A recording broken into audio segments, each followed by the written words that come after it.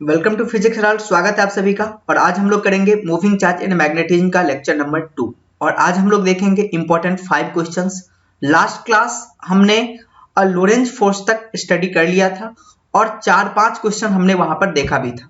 इससे पहले आपको बता दें कि हमारे चैनल पर आप ये डिफरेंट टाइप के कोर्सेज कर सकते हैं जो कि बिल्कुल फ्री ऑफ कॉस्ट अवेलेबल है। ये आपका लेक्चर नंबर 2 है। ठीक है, ये चलिए आगे बढ़ते हैं और हम बिना किसी देरी के क्वेश्चन हम स्टार्ट करते हैं।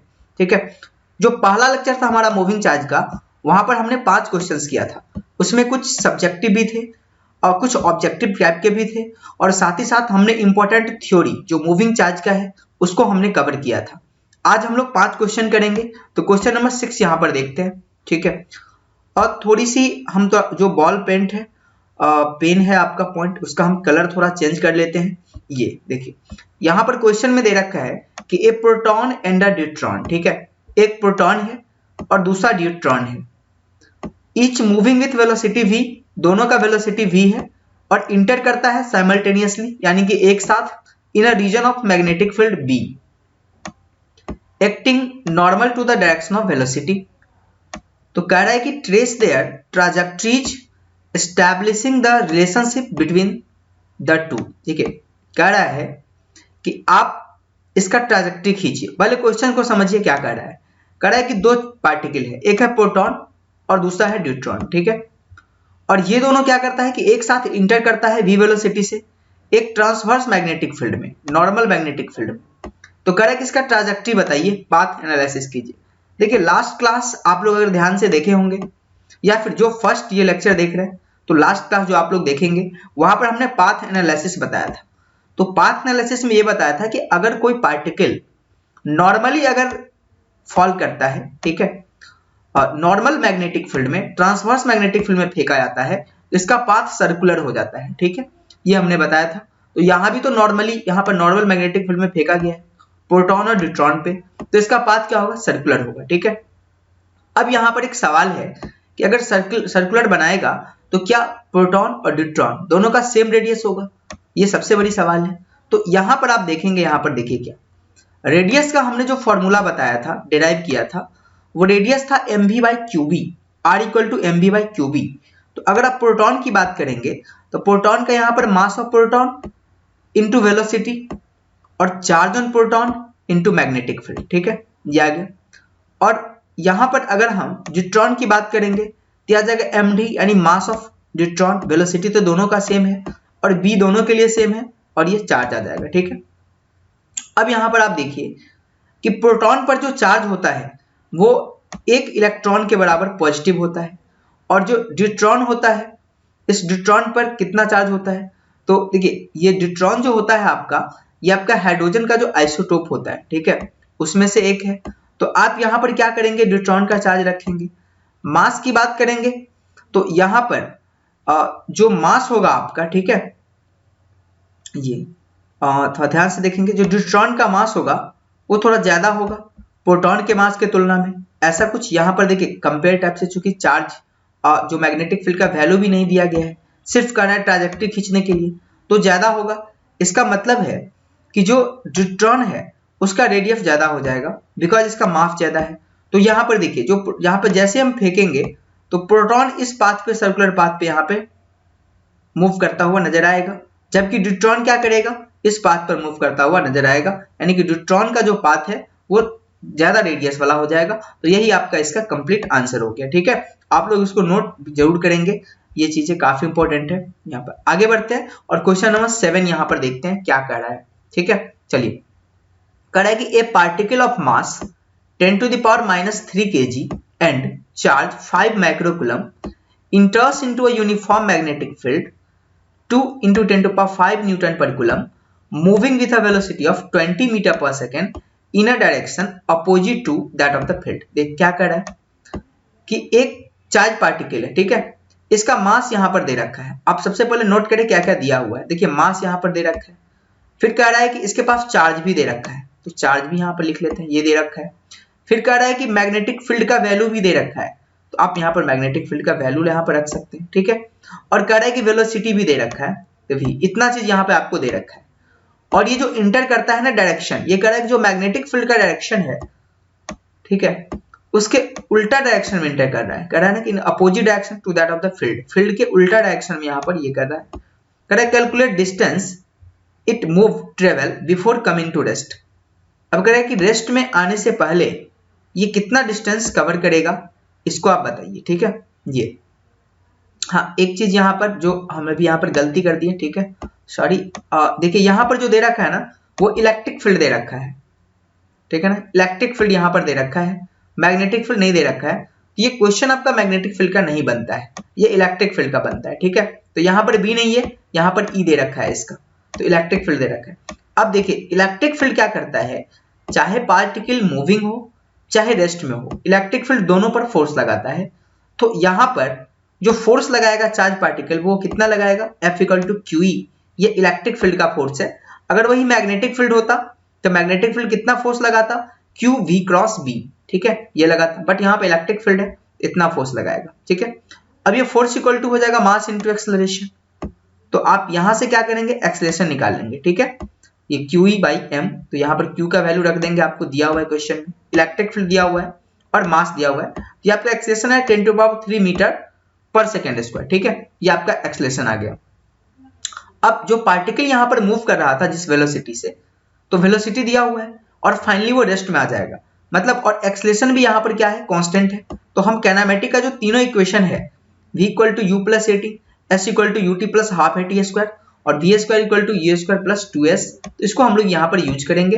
तो यहाँ पर देखिए कांस्टेंट एक्सेलरेशन पर v² = u² - 2s, ठीक है, ये आपके पास फॉर्मूला होता है। जहां पर फाइनल वेलोसिटी 0 है क्योंकि फाइनली रुक जाएगा।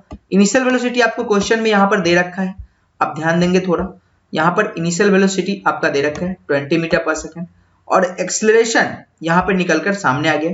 ठीक है, तो यहाँ पर इस फॉर्मूला पे लगाएंगे तो आपका s का वैल्यू यहाँ से निकल के आ जाएगा और ये आएगा 20 सेंटीमीटर। तो ये एक बहुत अच्छा क्वेश्चन था यहाँ पर, जो आप लोगों को थोड़ा सा 11th के पोर्शन का भी रिवीजन करवा दिया काइनेमेटिक्स का, और साथ ही साथ जो इलेक्ट्रिक फील्ड का कंसेप्ट है वो यहाँ पर है। ठीक है, तो ये क्वेश्चन था आपका, अच्छे से आप लोग सोल्व करेंगे और कोई भी क्वेश्चन नहीं छूटेगी। चलिए क्वेश्चन नंबर 8 पे हम लोग चलते हैं और फिर क्वेश्चन नंबर 9 देखेंगे और फिर लास्ट में क्वेश्चन नंबर हम लोग 10 देखेंगे, 3 और क्वेश्चन। ठीक है, यहाँ पर कह रहा है कि state the underlying principle of cyclotron. Cyclotron का क्या प्रिंसिपल है इसको आप समझाइए। ठीक है, और ये भी कह रहा है कि write briefly how this machine is used to accelerate charge particle to high energy. ठीक है, कह रहा है कि आप ये भी बताइए ब्रीफली, शॉर्ट में बताइए कि ये जो मशीन है साइक्लोट्रॉन, ये किस प्रकार से चार्ज पार्टिकल को एक्सेलरेट करने के लिए यूज किया जाता है, यानी इसको हाई एनर्जी देने के लिए यूज किया जाता है। तो यहाँ पर कंप्लीटली हम एक देखेंगे लेक्चर, नेक्स्ट लेक्चर में साइक्लोट्रॉन पढ़ेंगे। ठीक है, और साइक्लोट्रॉन जब पढ़ेंगे तो सारी की सारी चीजें यहाँ पर हमारी क्लियर हो जाएगी। तो अगला लेक्चर तक के लिए इस वेट कीजिए, इसके आंसर के लिए साइक्लोट्रॉन बहुत अच्छे तरीके से हम समझाएंगे आपको और सारी डॉट क्लियर हो जाएगी, 2014 में पूछा गया। ठीक है, चलिए आगे बढ़ते हैं और वेट करते हैं इस क्वेश्चन के आंसर के लिए अगले लेक्चर तक। आइए आगे बढ़ते हैं, क्वेश्चन नंबर 9 की यहाँ पर बात करते हैं। ठीक है, ये भी एक अलग तरह का डिवाइस की बात कर रहा है। ठीक है, देखिए मेरा मकसद ये कि क्वेश्चन के माध्यम से आपको अधिक से अधिक चीजें समझाए और पहले क्वेश्चन दे फिर हम थ्योरी दे कि देखिए ये क्वेश्चन की डिमांड है, आपको क्यों पढ़ना है। ठीक है, तो चलिए क्वेश्चन देखते हैं। कह रहा है कि find the condition under which the charge particle moving with different speed in a presence of electric and magnetic field vector can be used to select charge particle at a particular speed. कह रहा है कि आप एक condition बताइए। ठीक है, कौन सी कंडीशन, कि जहां पर चार्ज पार्टिकल मूव करेगा डिफरेंट स्पीड से, अलग अलग स्पीड से, इन अ प्रेजेंस ऑफ इलेक्ट्रिक और मैग्नेटिक, यहाँ पर दोनों प्रेजेंट है, इलेक्ट्रिक और मैग्नेटिक फील्ड, लोरेंज फोर्स की बात कर रहा है। ठीक है, करेक्ट, कैन बी यूज्ड, और इलेक्ट्रिक और मैग्नेटिक फील्ड को यूज किया जाएगा किसके लिए, select charge particle to be use a particular speed, किसी पार्टिकुलर स्पीड पे चल रहे चार्ज पार्टिकल को सिलेक्ट करने के लिए यूज किया जाएगा। देखिए ये जो इस तरह का डिवाइस है कि किसी पार्टिकुलर स्पीड को अगर सिलेक्ट करना है, इस डिवाइस का नाम है वेलोसिटी सिलेक्टर। ठीक है, ये क्या है, वेलोसिटी सिलेक्टर इसका नाम है और ये ऑल इंडिया 2015 में पूछा गया। तो वेलोसिटी सिलेक्टर क्या होता है, उसका कंडीशन क्या होता है आप समझेंगे। देखिए ये जो वेलोसिटी सिलेक्टर डिवाइस होता है, इसमें इलेक्ट्रिक और मैग्नेटिक फील्ड यानी कि ईबी जो है वो should be mutually perpendicular to velocity, यानी कि जो वेलोसिटी होगा वो इलेक्ट्रिक फील्ड पर भी परपेंडिकुलर होगा और मैग्नेटिक फील्ड पर भी परपेंडिकुलर होगा। दैट्स व्हाई यहां पर देख सकते हैं आप कि अगर इस डायरेक्शन में इलेक्ट्रिक फील्ड है और इधर मैग्नेटिक फील्ड है और यहां पर क्या है, ये आपका है वेलोसिटी, तो क्या परपेंडिकुलर हुआ, एक्स वाई और ये जेड डायरेक्शन, और तीनों एक दूसरे के परपेंडिकुलर होते हैं। तो ये कंसेप्ट आपका बनता है किसका, वेलोसिटी सेलेक्टर का, ठीक है। और देखिए एफएम जो होता है, यानी जो मैग्नेटिक फोर्स होता है और इलेक्ट्रिक फोर्स होता है, ये दोनों एक दूसरे के अपोजिट डायरेक्शन में होते हैं और साथ ही साथ इक्वल होते हैं, ठीक है, अपोजिट होते हैं और इक्वल होते हैं। मतलब एफएम का वैल्यू एफई के बराबर हो जाता है। तो एफएम मैग्नेटिक फोर्स क्या होगा, क्यूबीवी। अब बोलेंगे आपके साथ साइन थीटा कहाँ गया, देखिए यहाँ पर कहा ना कि वेलोसिटी 90 डिग्री पे होगा, परपेंडिकुलर होगा, तो साइन 90 आ जाएगा आपका 1, ठीक है। तो क्यूबीवी, और इलेक्ट्रिक फोर्स तो होता है क्यूई के बराबर, तो यहाँ से वेलोसिटी आ गया ई बाई बी के बराबर, यानी electric field by magnetic field. तो ये वेलोसिटी का फॉर्मूला होता है वेलोसिटी सिलेक्टर का। तो आप यहाँ पर चीजें जो है वेलोसिटी सिलेक्टर का कंसेप्ट समझे। एक दो लाइन आप वेलोसिटी सिलेक्टर के बारे में जरूर से गूगल करके लिख लीजिएगा, ठीक है, ऊपर में हेडर बना के। और अगर पूछे वेलोसिटी सिलेक्टर क्या होते हैं, ये टोटल का यहाँ से यहाँ उतार दीजिए, एक भी नंबर नहीं कटेगी, ठीक है। तो ये था आपका क्वेश्चन नंबर 9। आइए अब आज के लेक्चर का अंतिम क्वेश्चन देखते हैं यहाँ पर, जो कि 2015 दिल्ली जो बोर्ड है सीबीएसई का, वहां पर पूछा हुआ है, ठीक है। अच्छा क्वेश्चन है, देखते हैं हम लोग यहाँ पर इसी चैप्टर से। तो कह रहा है कि देखिए एक प्रोटॉन है और एक अल्फा पार्टिकल है। यहाँ पर जो क्वेश्चन आप क्वेश्चन नंबर 6 देखे थे ना, लगभग उसी से मैच करता हुआ नजर आएगा, लेकिन क्वेश्चन नंबर 6 में सिर्फ ट्राजेक्टरी खींचना था और यहाँ पर कुछ कैलकुलेशन भी करना है। कह रहा है कि एक प्रोटॉन है और एक अल्फा पार्टिकल है और इसके पास सेम काइनेटिक एनर्जी है आर इन टर्न, ठीक है।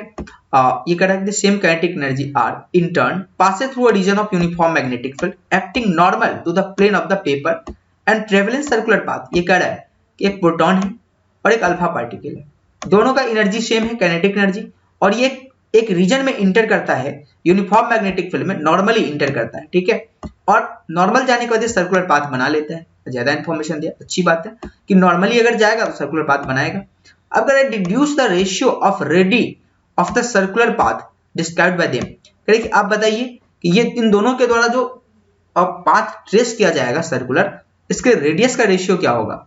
तो आरपी बाय आर अल्फा, यानी प्रोटॉन का बाय अल्फा पार्टिकल का, ठीक है। तो यह जगह M P V P by Q P V, charge भी है ना, R equal to M V by Q B, तो ये क्यू प्रोटॉन का और बी मैग्नेटिक फील्ड सेम है, डिवाइडेड बाय आर अल्फा के लिए क्या यूज करेंगे, mass of alpha, velocity of alpha, फिर क्यू अल्फा और बी।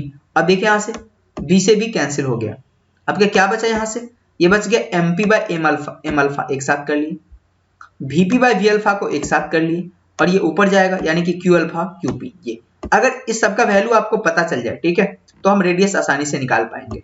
लेकिन इसके लिए कंडीशन दिया गया है कि दोनों का काइनेटिक एनर्जी सेम है। तो आप देखिए यहाँ पर आप कर दीजिए अकॉर्डिंग टू क्वेश्चन यहाँ पर कि काइनेटिक एनर्जी सेम है, यानी कि हाफ एमबी स्क्वायर यानी मास ऑफ प्रोटॉन और velocity of proton equal to half M mass alpha का और वेलोसिटी अल्फा सेम है।